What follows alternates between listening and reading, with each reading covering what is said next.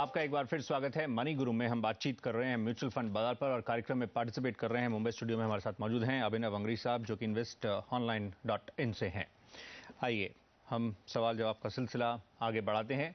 अब अगला प्रश्न हम कार्यक्रम में शामिल करेंगे। ये अगला सवाल मुंबई से है, मुंबई के अंधेरी से है और सुहास राउत साहब का ये प्रश्न है। ये इनका प्रश्न स्क्रीन पर इस समय है। इनफैक्ट ये सुंदरम BNP पारिबास का जो एनर्जी अपॉर्चुनिटी फंड है उस पर यह प्रश्न है और ये हम प्रश्न आपको दिखाते हैं। 2.5 साल पहले इन्होंने इसमें निवेश किया है 20,000 रुपये और इसके बारे में जानना चाह रहे हैं, इसके प्रदर्शन के और आगे की राह पर। ये अभिनव बताइए, जो एनर्जी क्षेत्र है जिसमें अभी आगे बहुत कुछ होना है, इसमें जिस तरह का पोटेंशियल है और बाकी भी जो स्पेसिफिकली इस फंड का जो इन्वेस्टमेंट रहता है उसको देखकर अगर नज़रिया थोड़ा लंबा रखा जाए तो वो कैसा रहेगा, अगर एक लॉन्ग टर्म थोड़ा उसमें आउटलुक रखी जाए?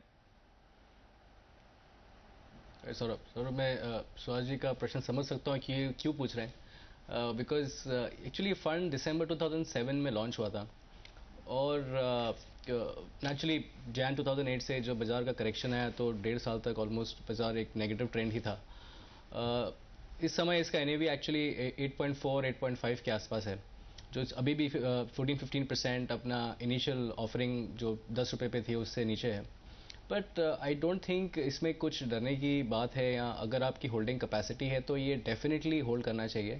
पहली बात, ये एक थीमेटिक फंड है जो खाली एनर्जी रिलेटेड स्क्रिप्ट्स में ही इन्वेस्ट करता है। तो नेचुरली एक थीम फंड है तो high risk high return concept होता है।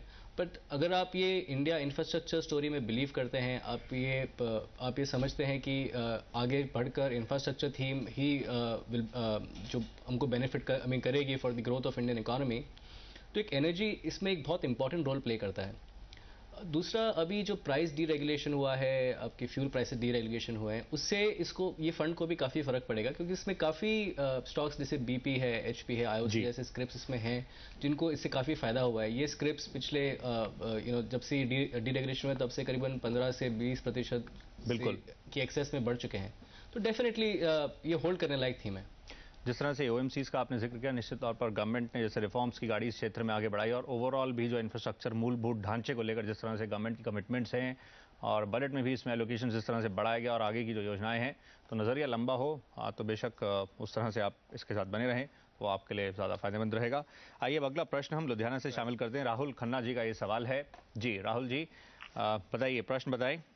हेलो, मेरा प्रश्न है कोटक इंडोवर्ल्ड इंफ्रास्ट्रक्चर फंड के बारे में। ओके। ये फंड कैसा है, और मैंने इसमें पिछले 2 साल से निवेश किया हुआ है और कुछ ज्यादा रिटर्न्स नहीं मिले मुझे, तो क्या मैं बदलूं उसको या रखे रखूं? क्योंकि मुझे लगता है कि भाई मेरा पैसा एक टाइम से बहुत टाइम हो गया लगे हुए है, उस पर रिटर्न्स कुछ ज्यादा नहीं मिले हैं। चलिए, आप इसको लेकर चिंतित हैं और जिस तरह का इसका प्रदर्शन इन्वेस्ट करना चाहता हूँ। वैसे आपने क्या कहा? मैं लॉन्ग टर्म के लिए इन्वेस्ट करना चाहता हूँ, 10 से 15 साल के बीच की। अच्छा, ये हम अभिनव से भी बात भी कर रहे थे, जिस तरह से अभिनव ने ये इंफ्रास्ट्रक्चर जो स्पेस है और इसमें जिस तरह की स्टोरी है और आगे जो पोटेंशियल है उसकी बात की। लेकिन आपने जैसे देखा होगा खुद राहुल साहब, ये कोटक का इंडो वर्ल्ड इंफ्रा फंड है। इस पर अभिनव से आइए आपको राय दिलवाते हैं। अभिनव बताइए, इसको आप किस तरह से देखेंगे, अब क्या इनको कैसे अब आगे बढ़े ऐसे में? राइट सौरभ, जैसे आपने स्ट्रेस किया, इंडो वर्ल्ड इंफ्रास्ट्रक्चर फंड है ये, तो जैसे नाम बता रहा है, ये इंडिया और वर्ल्ड इंफ्रास्ट्रक्चर के स्क्रिप्ट्स में जनरली इन्वेस्ट करेगा। मेरी राय से पूछें तो मुझे इस स्कीम से कोई दिलचस्पी या कोई इंटरेस्ट नहीं है, क्योंकि अगर हमारी इंटरनल इंफ्रास्ट्रक्चर स्ट्रेंथ इतनी है तो मैं क्यों इंटरनेशनल मार्केट्स में जाके इंफ्रास्ट्रक्चर थीम्स में इन्वेस्ट करूं।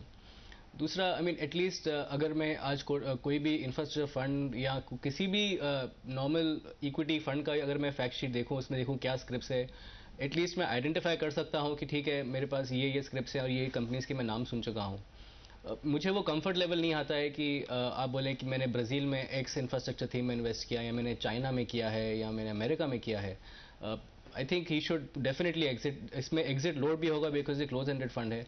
और अगर इंफ्रास्ट्रक्चर थीम अच्छी थीम है, अगर इसी थीम में ये बना रहना चाहते हैं तो काफ़ी अच्छे फंड्स हैं। आप टाटा इंफ्रास्ट्रक्चर फंड यूज़ कर सकते हैं, to be in the domestic infrastructure theme then the Indo world और इंटरनेशनल इंफ्रास्ट्रक्चर थीम्स। जी, तो इससे निकलना ज़्यादा एडवाइजेबल रहेगा और जिस तरह से आपको बताया अभिनव ने, उस तरह से आप आगे बढ़िए। आपने इसे कहा लॉन्ग टर्म कुछ और ऑप्शंस बेहतरीन है, उन तरफ आप और अब ध्यान दें। आइए अब अगला सवाल शामिल करते हैं सुनील देशमुख का महाराष्ट्र से। ये प्रश्न है HDFC index Sensex plus fund में निवेश करना कैसा रहेगा। इनफैक्ट इस समय लाइन पर वो मौजूद हैं। सुनील साहब बताइए, स्वागत है आपका। प्रश्न बताइए एग्जैक्टली आप ये स्पेसिफिकली इसमें क्यों आप आगे बढ़ना चाह रहे हैं, क्या आपने इसको कैसे जीरो इन किया है? सर मेरा 200 जो टॉप 200 है ना, HDFC टॉप 200 पर पूछना चाह रहे हैं? नहीं उसमें इन्वेस्टेड हूँ, लेकिन मैं SIP करता हूँ सर उसमें जी। तो मैं HDFC इंडेक्स सेंसेक्स प्लस है ना सर जी हाँ, तो उसमें भी SIP करना चाहता हूँ, तो आपकी सलाह लेना चाहता हूँ सर, कैसे रहेगा 10 इयर्स के हिसाब से? चलिए आपको राय दिलवाते हैं। जिस तरह से ये इंडेक्स सेंसेक्स प्लस फंड है, अभिनव आप इसको लेकर कितना कंफर्टेबल हैं, कितना आपका कंफर्ट लेवल है इसको लेकर? मतलब सर हम अभिनव हमारे साथ मौजूद हैं, राय दिलवा रहे हैं आपको क्योंकि आप इसमें आगे बढ़ना चाह रहे हैं। इसके साथ बढ़ा जाए या कुछ और ऑप्शंस को देखा जाए, इस पर हम आपको आगे राय दिलवाते हैं। अभिनव बताएंगे, बताइए अभिनव।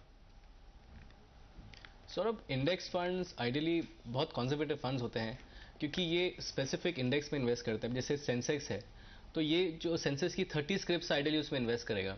जो HDFC सेंसेक्स प्लस फंड है ये 80 to 90% सेंसेक्स की स्क्रिप्ट्स में इन्वेस्ट करेगा और बैलेंस 10 to 20% सेंसेक्स के बाहर के स्क्रिप्ट्स में इन्वेस्ट करेगा। बट अनफॉर्चुनेटली इस स्कीम की परफॉर्मेंस इतनी कोई खास नहीं रही है। अगर आप पिछले 3 साल का भी अगर आप रिकॉर्ड देखें तो एनुअलाइज अबाउट 9% की यील्ड है और पिछले 1 साल में करीबन 23-24% की ही इसमें यील्ड है कंपैरेटिवली। तो ये एक इंडेक्स के हिसाब से आप देखेंगे तो ये फंड ठीक है आपके लिए। बट अगर आप 3 साल 5 साल 7 साल की इन्वेस्टमेंट ले ही रहे हैं तो आपको इतना कंजर्वेटिव होने की जरूरत नहीं है। अब थोड़ा सा और अग्रेसिव होकर एक टॉप 100 या टॉप 200 थीम भी चूज कर सकते हैं। तो मेरे हिसाब से index Sensex plus so it is not really, मेरे को इतना इंटरेस्ट नहीं है स्कीम में। जी, तो कुछ और जिस तरह से कुछ और विकल्पों की हमने पहले बातचीत की थी उन पर आप गौर कर सकते हैं। इसमें आगे बढ़ना अब इन्होंने जैसे कहा उनको एडवाइजेबल नहीं लगता है, इस तरह से आप इसको भी अवॉइड करें। हम रुकेंगे एक और ब्रेक के लिए, जल्दी लौट कर आएंगे। आप अपने प्रश्न और आपके जो भी सुझाव हैं कार्यक्रम के लिए हमें 57575 पर भेज सकते हैं। बातचीत म्यूचुअल फंड्स पर हो रही है तो फंड जरूर लिखेगा, डिटेल्स स्क्रीन पर है। ब्रेक लेकर हम जल्दी आ रहे हैं।